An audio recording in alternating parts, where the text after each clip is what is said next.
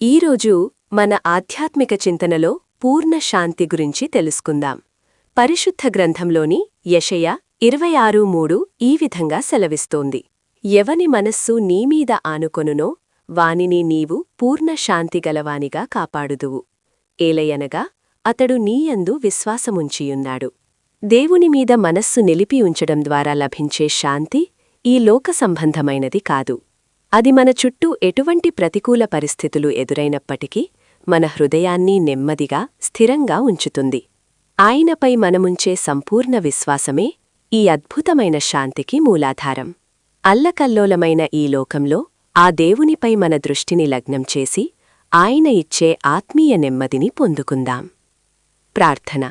ప్రభువా, నా దృష్టిని ఎల్లప్పుడూ నీపై నిలుపుకునేలా నాకు సహాయం చేయుము. గాలివానల వంటి నా జీవిత కష్టాలలో నీ పరిపూర్ణ శాంతిని నాకు అనుగ్రహించుము. నా విశ్వాసమును నీయందే ఉంచుచున్నాను.